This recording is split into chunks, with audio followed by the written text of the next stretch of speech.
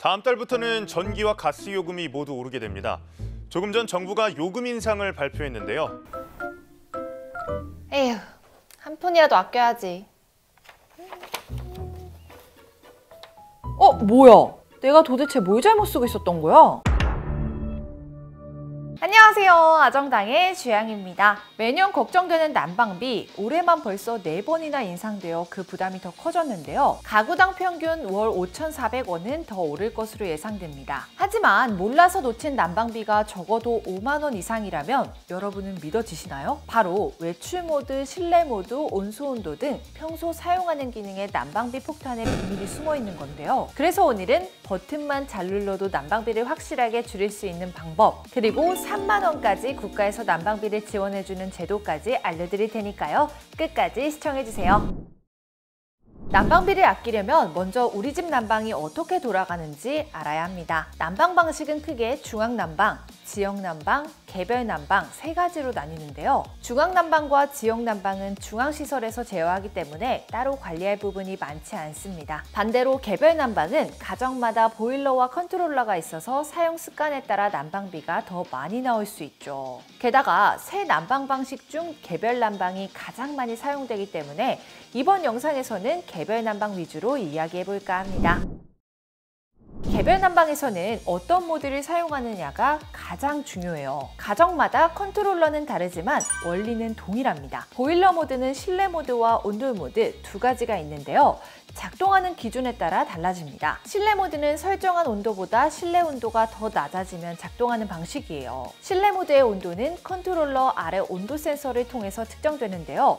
바로 여기 난방비 폭탄의 비밀이 숨어 있습니다. 실내 모드는 센서 주변의 공기 온도를 감지해 온도를 측정하는데요. 그렇기 때문에 집안 전체 온도가 아닌 컨트롤러 주변 온도를 기준으로 보일러가 작동됩니다. 진짜 문제는요, 컨트롤러 주변과 실내 온도 차이가 크면 요금 폭탄을 맞을 수 있다는 겁니다. 집안이 충분히 따뜻해도 컨트롤러 주변이 춥다면 필요 이상으로 보일러가 가동되기 때문이죠. 특히 컨트롤러가 야외나 복도에 설치되어 있는 경우에는 더 주의해 주셔야 합니다. 컨트롤러 위치는 마음대로 바꿀 수 없기 때문에 난방비를 계속 더 내야 하나 걱정하실 수 있는데요. 이때 사용하면 좋은 기능이 바로 온돌 모드입니다. 온돌 모드는 바닥에 있는 배관의 난방수 온도를 기준으로 작동하는데요. 따라서 외부 환경이나 단열 상태에 영향을 받지 않고 일정한 온도로 난방을 해준다는 장점이 있죠. 온돌 모드 사용 시 적정 온도는 봄, 가을에는 60도, 겨울에는 70도 내외로 권장하는 만큼 우리 집 상황이나 날씨에 따라 적절히 조절해 주시면 됩니다. 하지만 난방비를 가장 많이 잡아먹는 기능은 따로 있어요. 바로 외출 모드입니다. 보통 오랜 시간 집을 비울 때 외출 모드를 설정하는 경우가 많죠. 하지만 외출 모드를 켜도 집을 비우는 동안은 실내 온도가 많이 떨어지게 되는데요. 이때 다시 난방을 하게 되면 떨어진 온도를 올리는데 많은 에너지가 들어 난방비 폭탄을 맞게 되는 겁니다. 한국 동서발전 자료에 따르면 실내 온도 1도를 올리는데 난방비 7%가 증가한다고 하는데요. 외출 모드로 설정 시 난방비가 12만 원이 나왔지만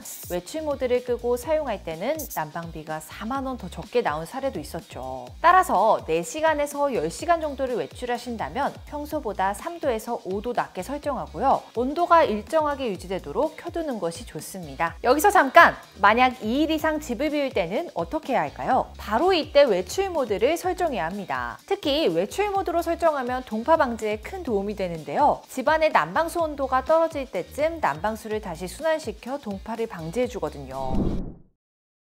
이외에도 난방비를 절약할 수 있는 사소한 습관들이 있는데요. 이 방법을 활용하시면 적어도 난방비를 10% 이상 절약할 수 있습니다. 혹시 샤워할 때 물이 너무 뜨거워서 온수와 냉수 중간에 놓고 사용 중이신가요? 평소에 크게 생각은 안 했지만 이런 사소한 습관 때문에 난방비를 더 내게 되는 것인데요. 예를 들어 원하는 온수 온도가 50도인데 80도씨물과 20도씨물을 섞어 사용한다면 30도씨만큼 난방비가 더 나가게 되는 겁니다. 따라서 불필요한 난방비를 줄이시려면 적절한 온도를 찾는 것이 중요한데요. 온수 조절이 저, 중, 고 레벨로 되어 있다면 중에 놓고 사용하시는 것이 좋고요. 온도가 표시되는 경우라면 36도씨에서 42도씨 사이로 설정하시는 것이 난방비 절감에 유리합니다. 이외에도 보일러와 가습기를 함께 사용하시는 것도 좋습니다. 공기가 건조할수록 열이 전달되기까지 오래 걸리는데요. 가습기를 사용하게 되면 습도가 높아져 열이 빨리 확산되는 만큼 더 빨리 따뜻해지고 오랜 시간 열을 보존할 수 있습니다. 또 별도의 난방용품을 사용하는 것도 좋은 선택입니다. 다만 제품별 특성에 따라 내가 사용할 공간에 맞는 제품을 선택하시는 것이 중요해요. 자칫 잘못하면 전기세로 낭패보기 쉬우니까요. 가능하면 저전력 고효율 제품을 사용 추천드립니다. 국가에서 난방비를 32,000원까지 지원하는 제도도 있습니다. 바로 탄소 포인트 제도인데요. 난방비를 5% 이상 절감한다면 누구나 해당되고요. 감축률에 따라서 탄소 포인트를 지급하는 방식입니다. 1포인트당 2원의 현금을 환급받을 수 있고요. 최대 8,000포인트를 연 2회 지원받을 수 있으니까요. 관심 있으신 분들은 저희 별도 영상 참고해 주시기 바랍니다. 자, 오늘 영상에서는 겨울철 난방비를 줄일 수 있는 방법 소개해 드렸는데요. 올겨울 더 많은 분들에게 도움이 될 수 있도록 지인분들께 영상을 공유해 주시면 큰 도움 되지 않을까 싶습니다. 혹시 이번 영상에서 소개해 드리지 못한 꿀팁이 있다면 아래 댓글로 남겨주시고요. 오늘 저희가 준비한 영상은 여기까지입니다. 오늘 영상도 도움되셨다면 구독과 좋아요 꼭 부탁드립니다. 혹시 인터넷, 휴대폰 정수기약정이 끝나가시나요? 아무것도 안 하면 못 받는 지원금, 재약정, 신규 가입만 하시면 현금 최대 47만 원까지 당일 지급 가능하니까요. 일요일 밤 10시까지 상담하는 저희 야정당 1833-3504로 연락주세요. 그럼 다음 영상에서 또 만나요. 안녕!